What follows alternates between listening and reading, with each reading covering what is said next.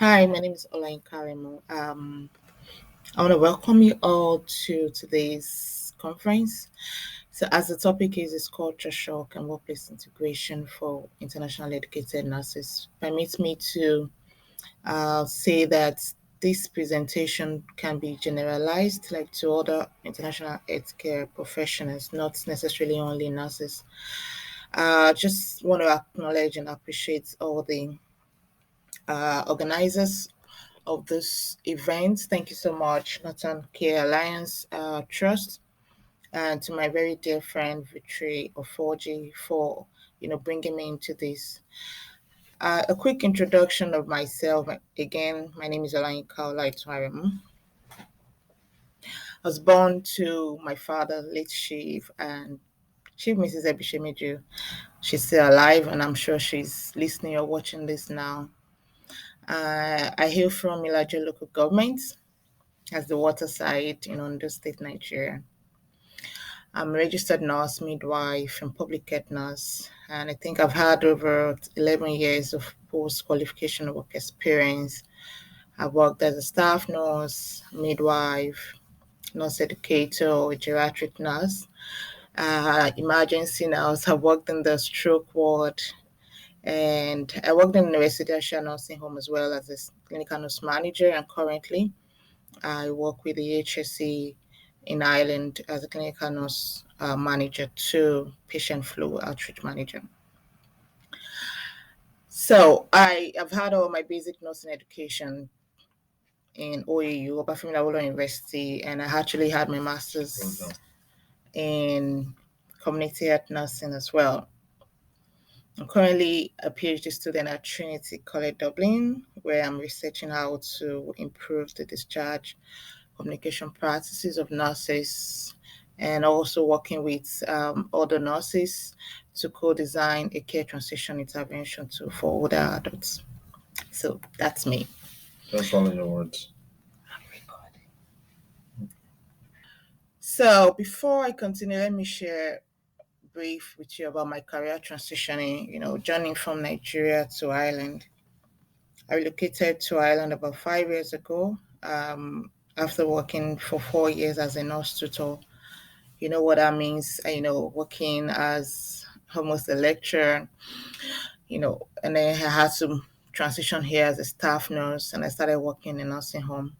It was a big transition for me because I never, saw myself working with geriatrics, older people, talk less of a nursing home. Actually, I don't even think we have loads of nursing homes in Nigeria per se. So it was a big shift for me.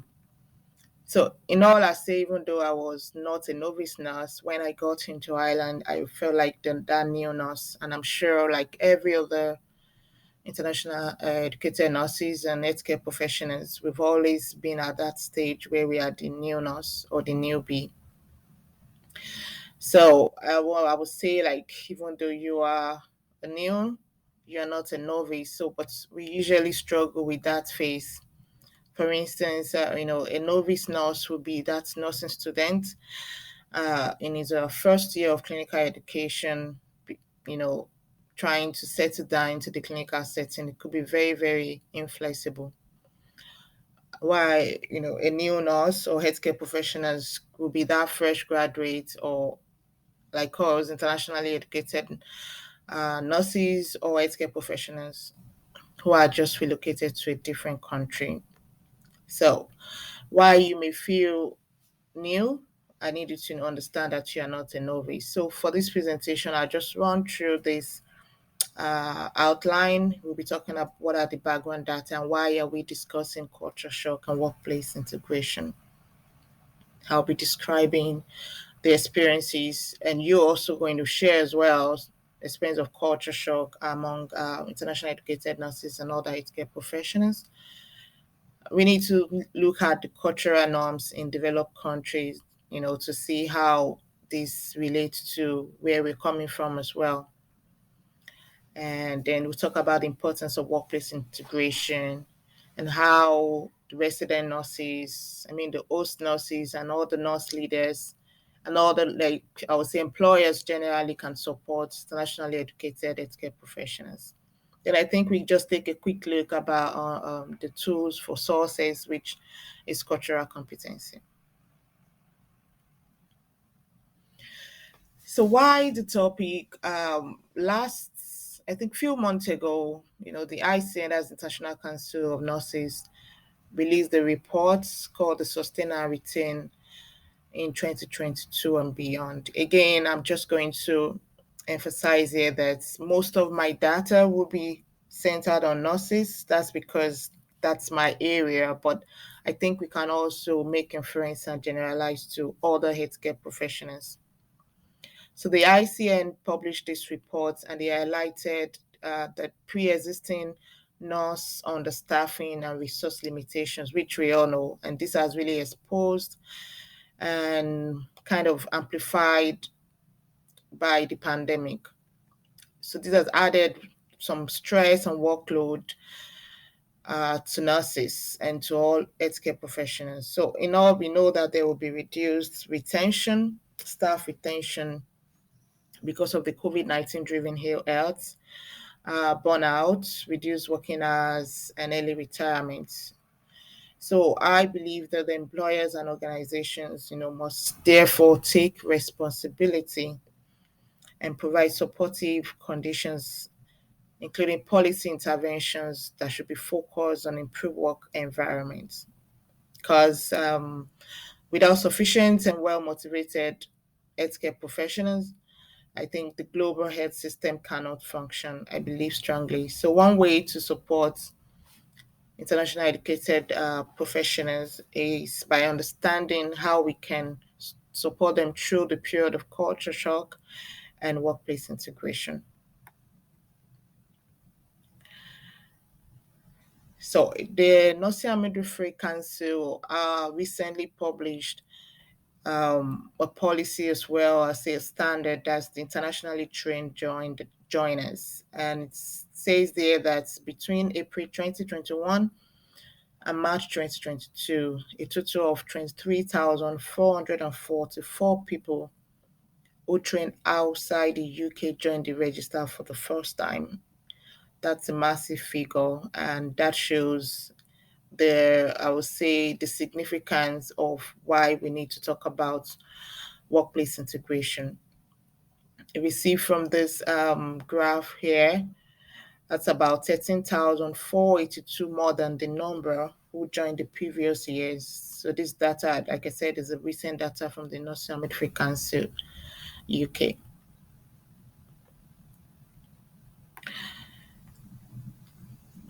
If we look at the charts, there are top 20 countries of training, like people that have migrated to the UK in particular, and I believe this can also be um, relevant to other countries. So look at the top 20. Imagine one trust, just one trust, having international educated healthcare professionals from 20 countries, multicultural and diverse, which I'm sure is the reality.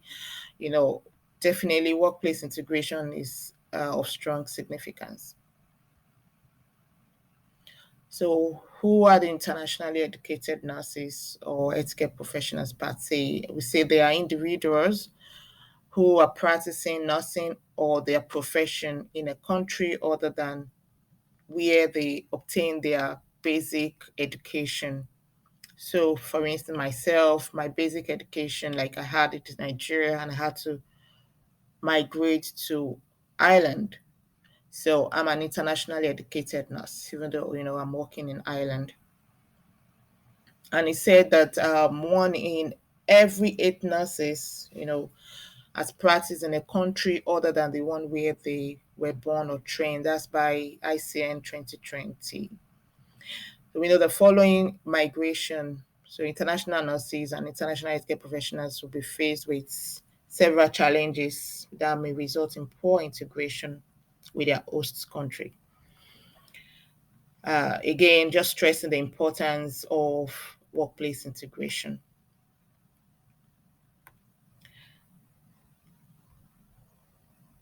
So, just a bit of my story there on how I experienced culture shock.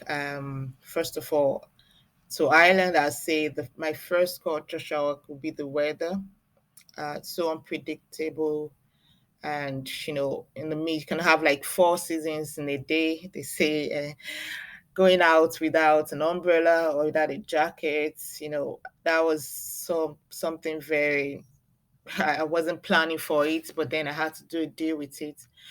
And the very funny one as well was the time, I think the day I got into Ireland, myself and my friend, we were offered a list of menu on what to eat. And, out of all the options, we couldn't really recognize exactly what to eat. And the only thing that was familiar was the pie. So we were offered, like, can we get you pie? So that was kind of familiar because we also have pie in Nigeria. And the pie I would know would be the meat pie or the fish pie. I'm sure Nigerians will understand.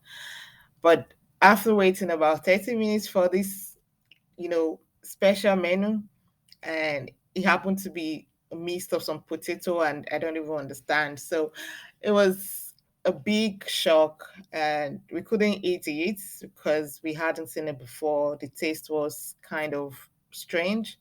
So we ended up having to eat a slice of bread, toast.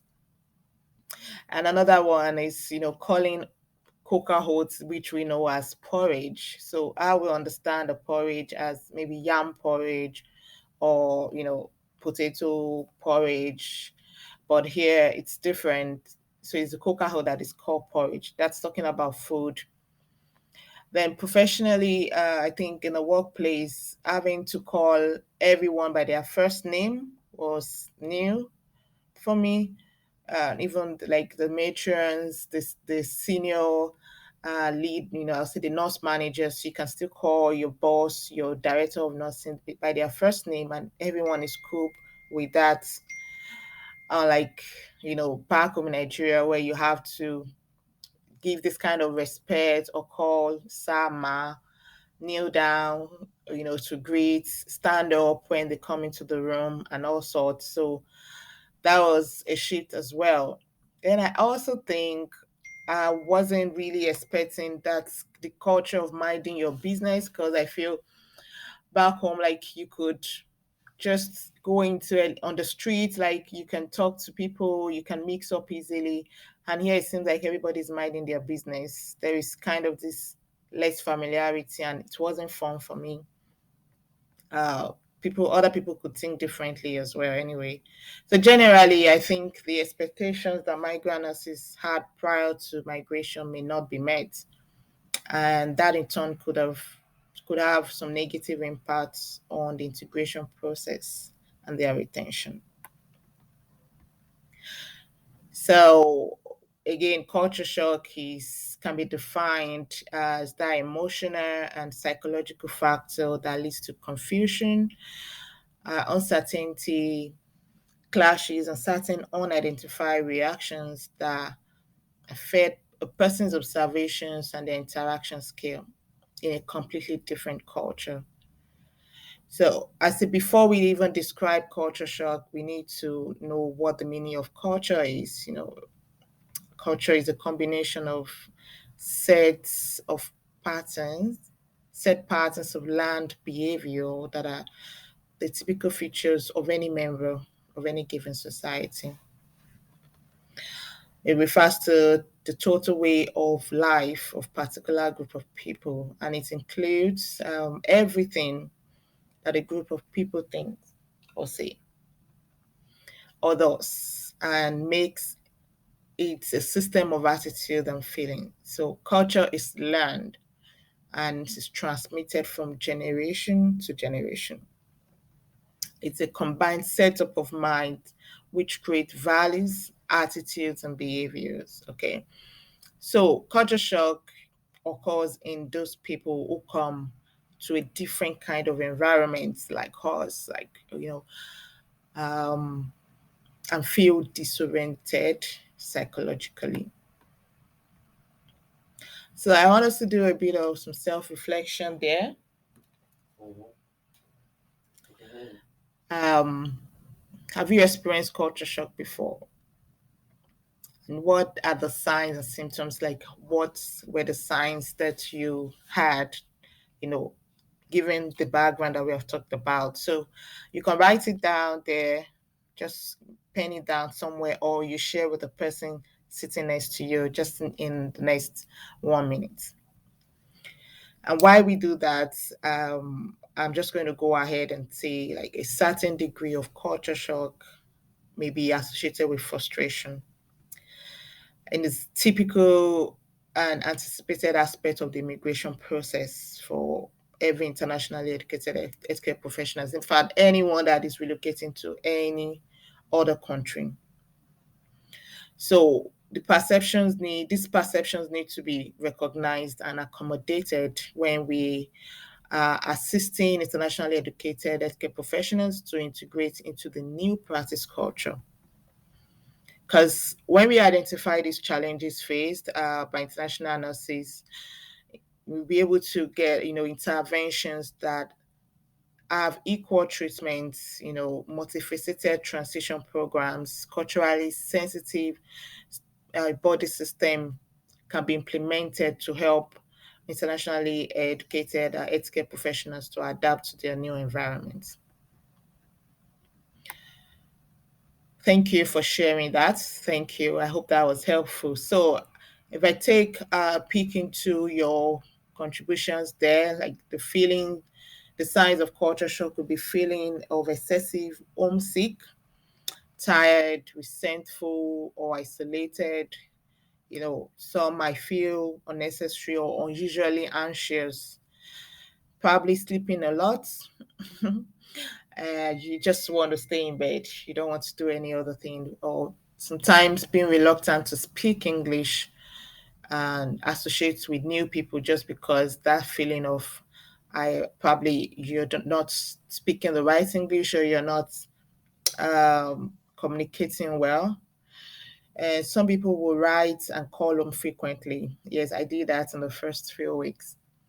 And the extreme will be, crying a lot. Yeah, how people go into the corner, go into the press room or the changing room to cry and to scream. So again, challenges for migrant healthcare professionals, including feeling like an outsider, and they need to be trusted and valued by the hosts, nurses particularly.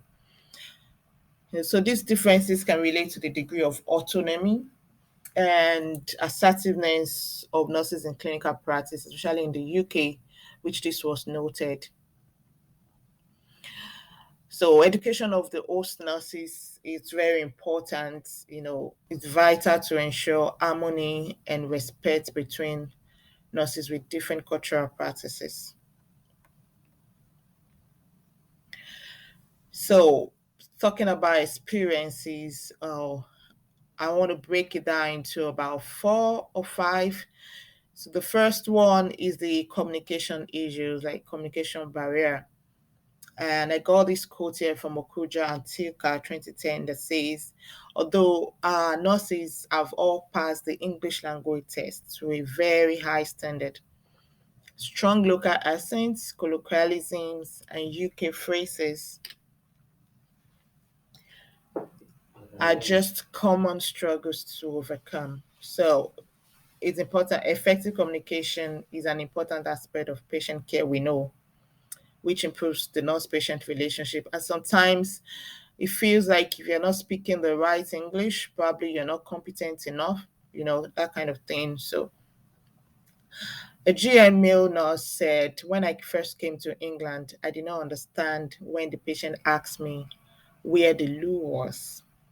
Yeah, like I wasn't familiar with that that's la slang as well, loo. The word loo is not used in my country. We use toilets, like I'm going to the toilet. So when somebody said I'm going to the loo, it sounds different. So according to their findings, language and communication difficulties are one barrier that has a negative impact on the integration of nurses into the host country. And this includes, communication with patients, with co-workers, other healthcare professionals, because this is seen as a core competence in nursing. So when miscommunication and communication errors are seen, this can be associated with lower quality of patient care and safety. The other will be professional development and devaluing. Some nurses have reported this, as well as discrimination and marginalization, personal professional differences as well. Yeah, and all that had kind of the experiences. So you know yourself, and probably you can add to the list what your experiences was of culture shock. So before dissecting into the stages of culture shock, just for us to understand this process that international healthcare professionals go through when they migrate, it is important to know that everyone's transition is different. So why a majority are likely to follow the curve, and some people may never get to go through these stages. So I've had people that just say I just blended in. I didn't have to go through any culture. I didn't experience that. So that's normal. Others will go through the stages in a different order, while others will spend more time, in different stages than others. So the first stage is what they call the honeymoon or the euphoria stage phase. Just like honeymoon, they comes with that initial excitement that one experience after moving to a different place. At this point, every experience is new. You're thrilled about your new environment, you're excited about the possibilities and all that. So during this phase, you will mainly feel anxiety and confusion, and the same future that excited you is the one that will make you anxious, kind of. So you ask yourself whether you can survive in the country for long. So this leaves you in that state of sadness. Your person also kind of experience some physical symptoms like mood swings, insomnia, and reduced appetite. The second phase is the recovery phase, or I'll say that phase of uncertainty or doubt. So this phase results from overcoming the crisis phase. You're getting to recover in an individualized process. Like I said, these stages are individualized, it differs. So, because we all have different personalities and backgrounds. So, circumstances, strengths, and weaknesses. So, for some reasons, some people will get to the recovery faster than others. At the recovery, you have developed routines, you have learned the system a bit, and things now make sense to you. So, you appreciate the culture more. For me, the biggest indicator for getting to this phase, was getting to participate in small talk, chatting with other people. I know for those that live in the UK, I'm aware, even in Ireland, people always want to talk. So whether it's in the supermarket or in the bus, I think the first thing you can use to start a conversation, if you want to, is to say, how is the weather out there? What's the weather like? See people talking.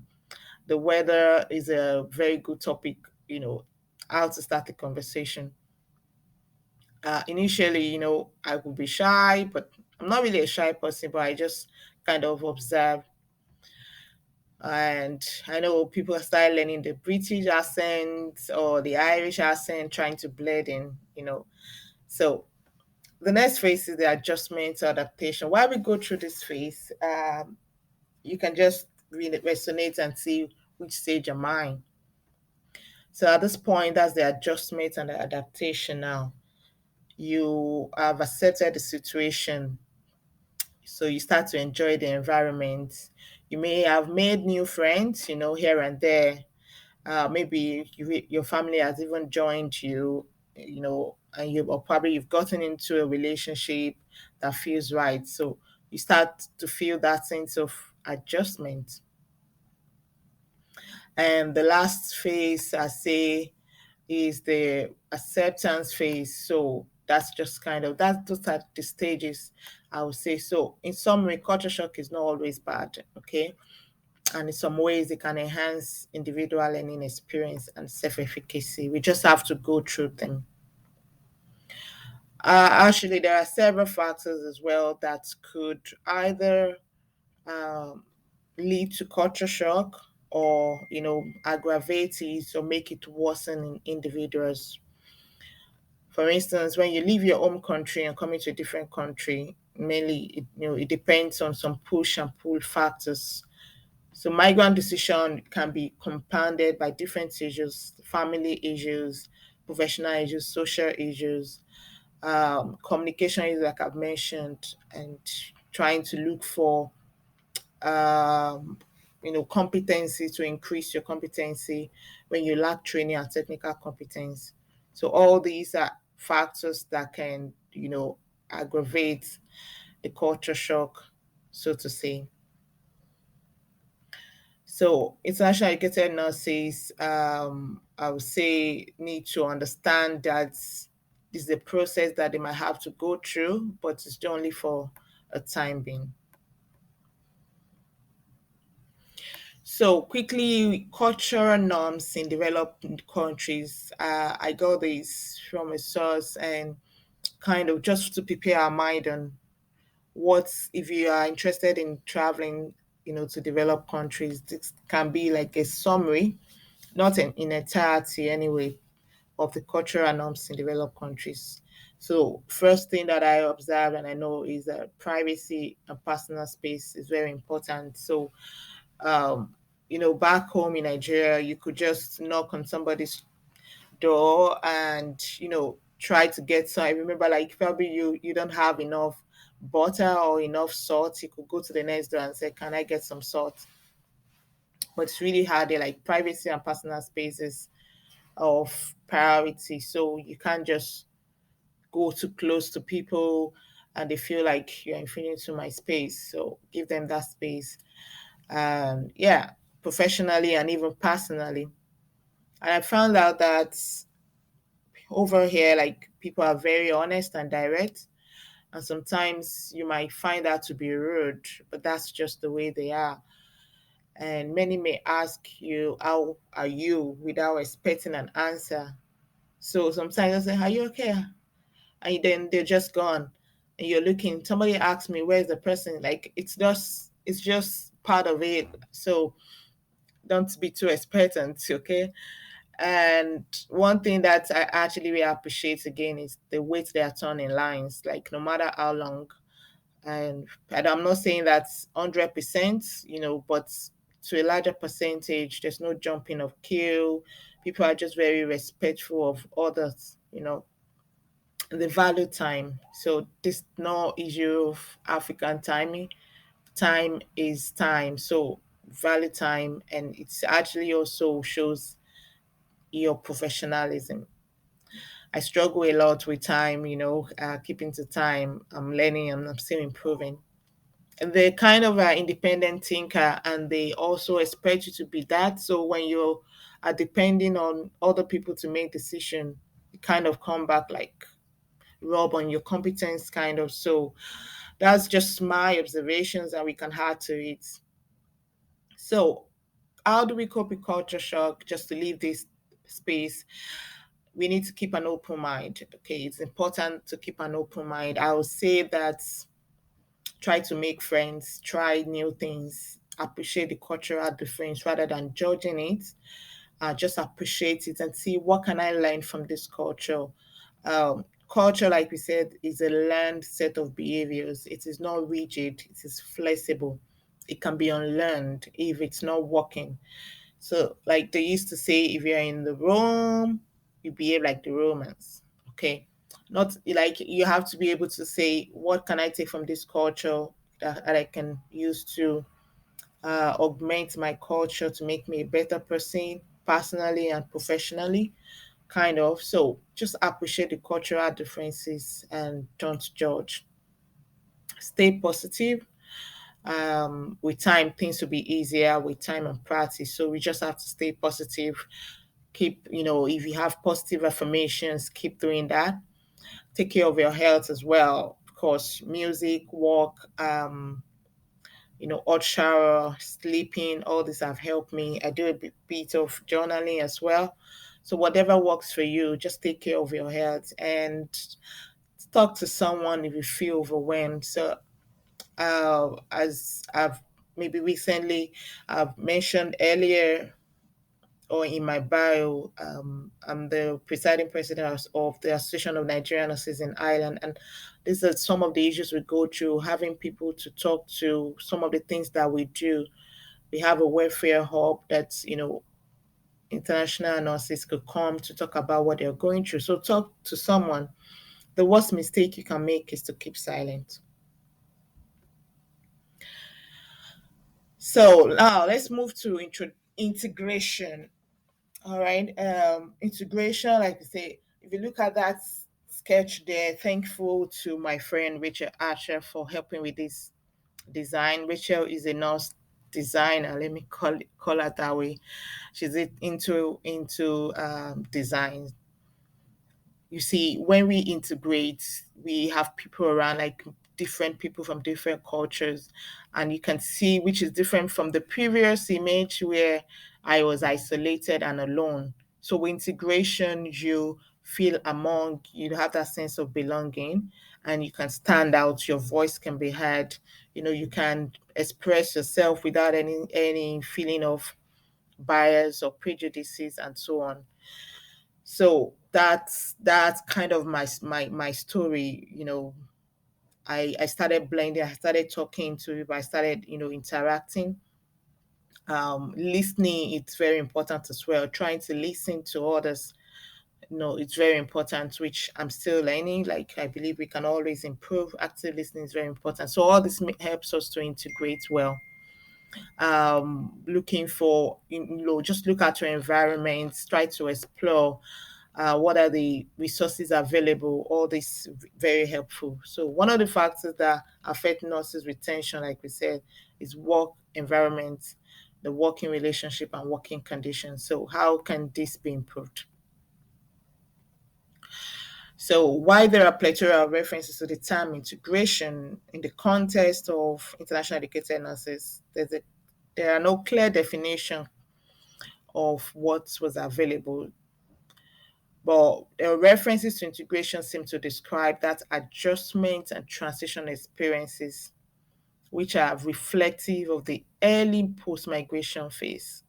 So, those are saying international educated nurses or healthcare professionals are not a homogeneous group, okay? And we cannot apply that one size fits all model. So, that will not be effective for facilitating their professional and recertification and employment in any destination. So it's important that nurse leaders and managers focus more on integration of international educated nurses and healthcare professionals rather than transition. So we are all out there to recruit. I know with the global shortage, bringing in nurses, and we do a bit of induction, orientation, but that kind of look more like the transition process, rather than helping them to integrate well into the system.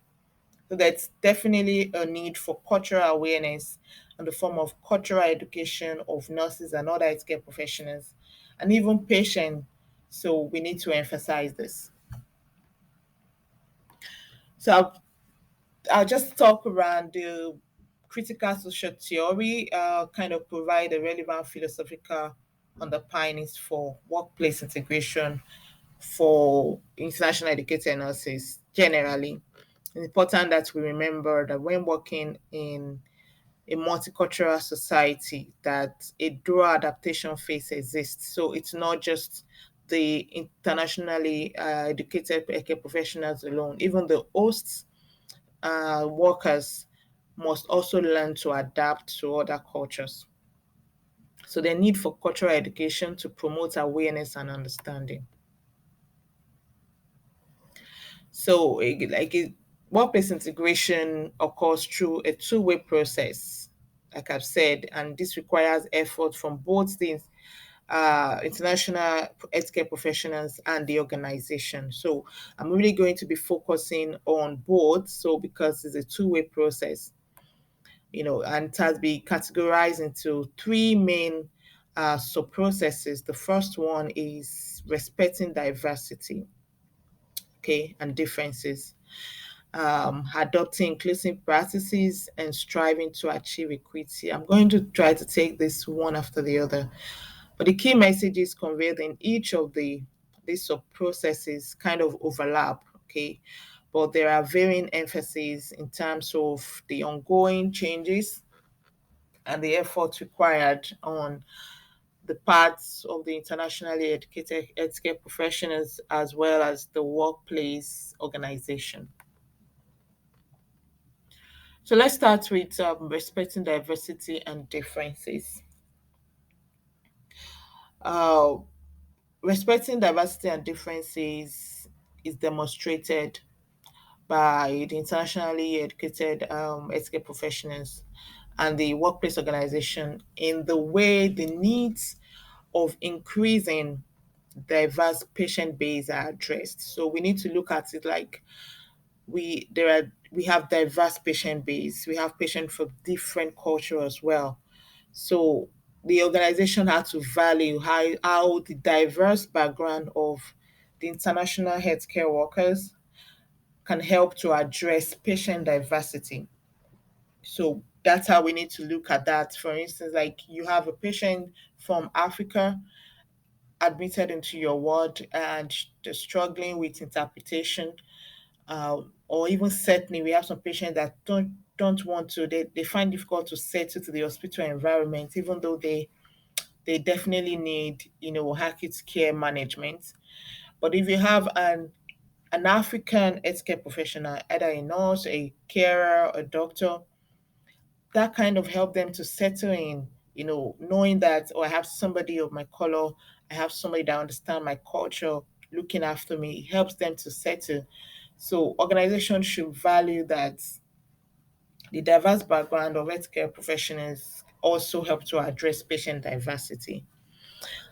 It's also important that we acknowledge that internationally educated healthcare professionals might experience various challenges in their transition. I think most nurse leaders and employers need to be very much aware of this because people go through a lot. Like we've talked about the different factors that can, uh, you know, aggravate, or make culture shock worse. So, for instance, when came into Ireland, I had to leave my two kids, 4-year-old and 2-year-old son, and it was really hard for me. Like I was literally struggling with that. So, and it was really hard sometimes to focus at work because probably they are calling and I'm checking on them. One of them is sick in school. I'm not physically there.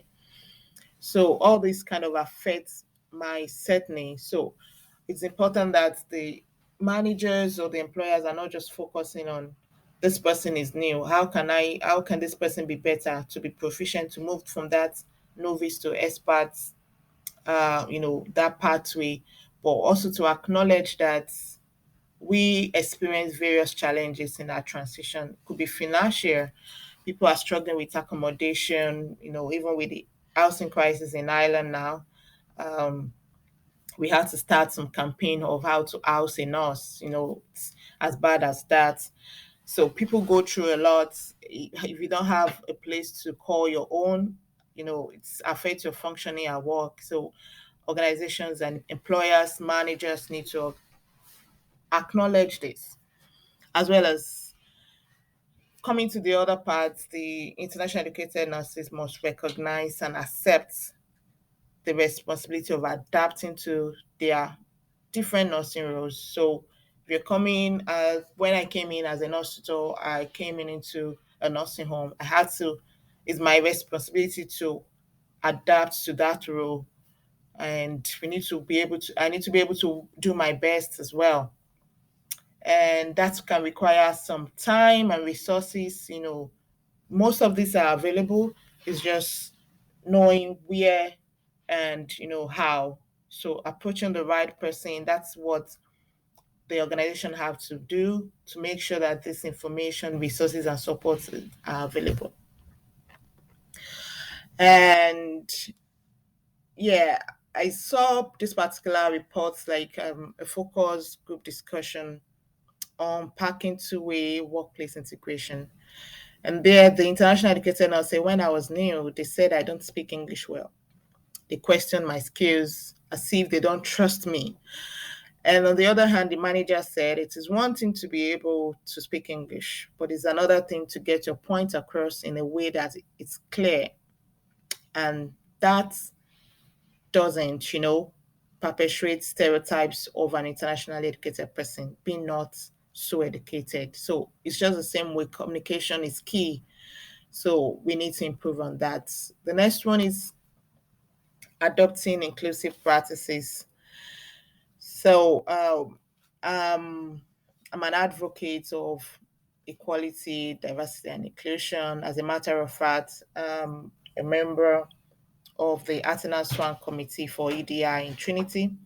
So inclusiveness is key for me. So leaders should understand that the one size fits all approach to workplace integration does not work, and need to have that workplace commitment to an active stance in addressing exclusion at all costs. Intentional, uh, being intentional about this, not just paperwork or theory or having it in a policy, but looking at the actual practice, the actual reality.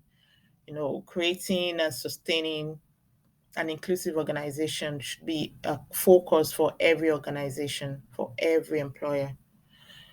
It's important that co-workers as well and patients need to be exposed to the diverse background of international healthcare workers. So they need to be receptive as well. And I'll say I've had instances personally myself where a patient told me that no, I don't want you to look after me. I don't want you in my room, but would rather prefer an Irish nurse, and what does that say about my competence on, or it's just being just accepting. They also need to accept and to realize that we are from different backgrounds.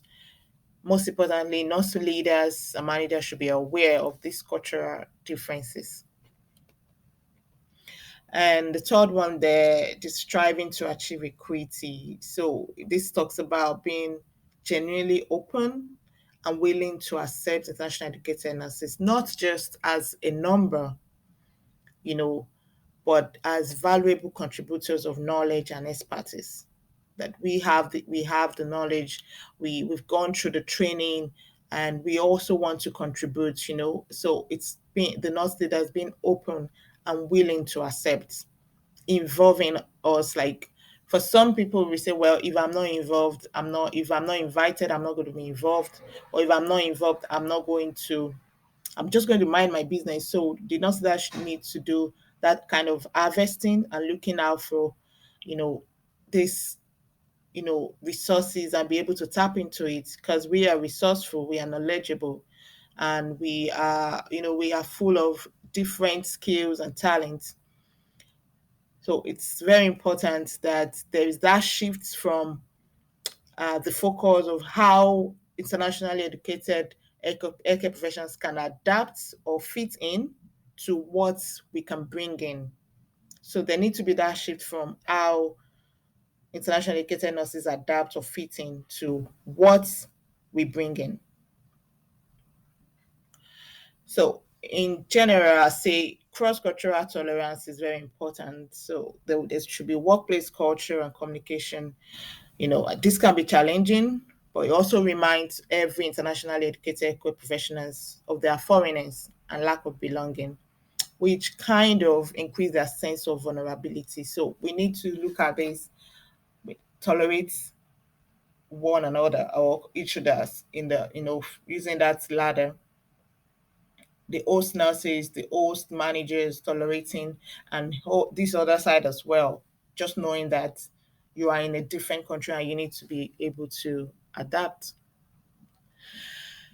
Coming close to the end now, I would say that an internationally educated healthcare professional who is integrated in the workplace is one who is committed to lifelong learning. And I'm going to stress the importance of self advocacy, which has really worked for me. You don't wait to be called, and if you see any opportunity that you can contribute, you can ask. I've done this several times and it has worked for me. It has really helped with my integration. So to take part, you need to be able to walk the path. The tools for sources, like I mentioned, this is something that we must have done in one module or one training or the other. Just to take a quick look at it, is cultural competence, which focuses on developing that non-technical skill of healthcare professionals, like talking about empathy, openness, or kindness towards ethnic minority. And the tools are just talking about being practically open. I think I've mentioned some of these. Being flexible, demonstrating humility, and being sensitive to others. Show a spirit of adventure, explore, learn more, have that sense of humor, like that works for me as well, and practice positive change. I'm going to skip that and come to the conclusion that given various challenges that individual and international healthcare professionals and the organization level, it is reasonable that facilitating workplace integration is a continuous work in progress for everyone. And diversity alone does not bring about an inclusive culture. The benefits of two-way integration are beyond just the internationally educated nurses or healthcare professionals. And with thoughtful and deliberate integration, international nurses and healthcare professionals may be able to reach their full career potential in their host country. And ultimately, workplace integration is a win win for all. Thank you for your attention. I look forward to your feedback. Thank you.